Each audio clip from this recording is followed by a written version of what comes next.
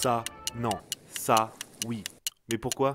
Vivre de façon plus éco-responsable, vivre de façon plus durable et surtout gagner du temps, tout ça sans avoir besoin de beaucoup d'argent. Oui, mais comment? 1. Acheter une maison pas chère. 2. Ne pas payer l'eau. 3. Produire son électricité. 4. Produire sa nourriture. Mais surtout, rénover la maison et après on pourra savoir si c'est possible ou non. Alors suivez l'aventure et prouvons ensemble qu'il est possible de vivre autrement sans trop de moyens. Dans la vidéo précédente concernant l'électricité, je vous avais fait une présentation de notre modèle électronique 2.0, de notre production d'énergie, avec bon, ici la possibilité de recharger une batterie et les lumières, la batterie, le MPPT qui est juste là, et le panneau solaire qui est sur la fenêtre ici. Donc le but de la vidéo, c'est de l'installer de manière plus durable. Et pour ce faire, l'objectif, ça va être de le mettre dans ce coffre que j'ai trouvé à Emmaüs.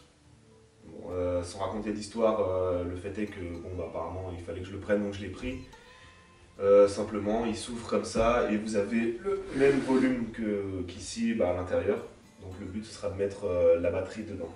Car si vous avez suivi la première vidéo d'explication, l'objectif était de faire descendre le câble du panneau jusqu'ici avec un meuble qui incorporerait la batterie et le MPPT, puis ensuite remonter et venir au-dessus de la porte pour redistribuer l'électricité.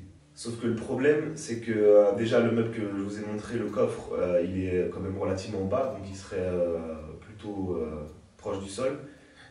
Et dans la réalité, la distance, enfin, le dimensionnement des câbles, en fait, ne permet pas de faire une descente, plus ensuite une remontée pour ensuite aller. Et en fait, déjà d'une, c'est compliqué. De deux, visuellement, c'est apparent et donc moche. Et trois, on n'a pas les moyens techniques en termes de distance de câble, puisque le meuble étant plus bas, il fallait plus de longueur de câble.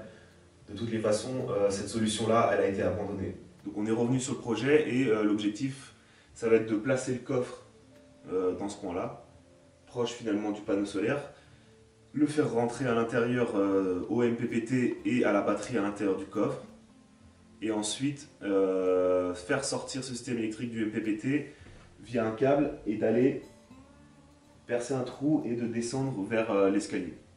Et donc finalement, arriver par ici, redescendre sur cette plateforme qui est donc cachée par rapport à la pièce principale du salon et positionner une boîte ici ou enfin, de cette façon ou de cette façon pour y intégrer le disjoncteur et ensuite redistribuer l'électricité partout dans la maison. Sachant que le bureau il est juste derrière ici et là ici c'est simplement des planches de bois qu'il faudra percer. Je commence par la boîte. Donc à cette étape du processus, j'y ai mis le disjoncteur que j'ai vissé directement dans la boîte. Ensuite, j'y ai placé les 4 vis dans les 4 coins pour pouvoir fixer ça sur le mur. Et j'ai percé un trou qui me permet de rentrer le câble qui ira du MPPT jusqu'au disjoncteur.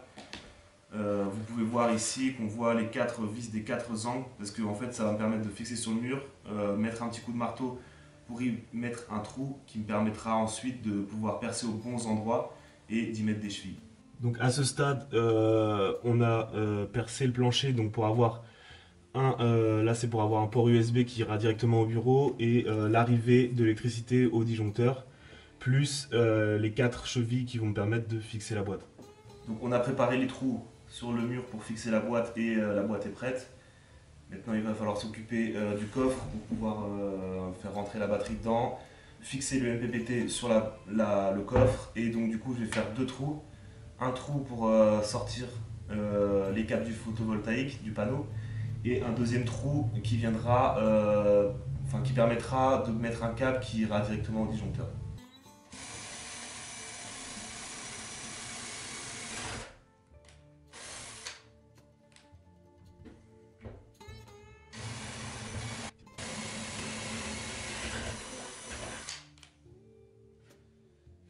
Et je viens de fixer le MPPT directement sur le coffre.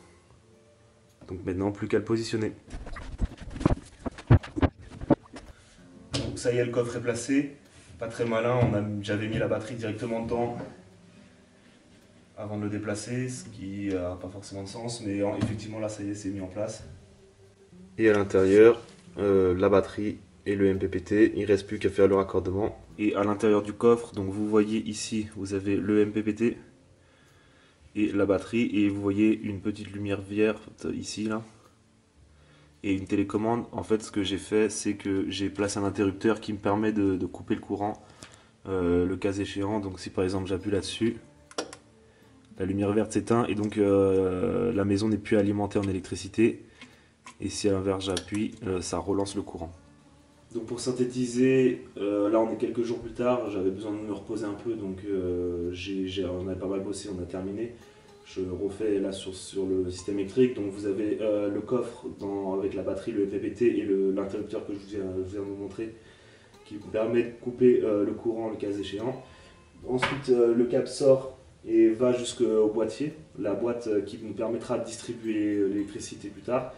Et il y a un port USB qui nous permet de recharger des batteries. Donc c'est terminé pour cette vidéo. La vidéo suivante, ce sera sur l'installation des lampes. Donc vous verrez le boîtier, la distribution des câbles et la mise des câbles, sachant que les câbles, comme c'est pas très intéressant puisqu'on les masque derrière des poutres, je ne vais pas vous montrer, c'est déjà installé là actuellement. Mais je vais plutôt vous montrer le système installé et comment on fait pour allumer les lumières et tout ça. Donc j'espère que cette vidéo sur l'installation électrique, elle vous aura plu. Si vous avez des questions, n'hésitez pas, je peux y répondre puisqu'il n'y a pas vraiment de vidéo sur le 12 volts. Et voilà. Merci.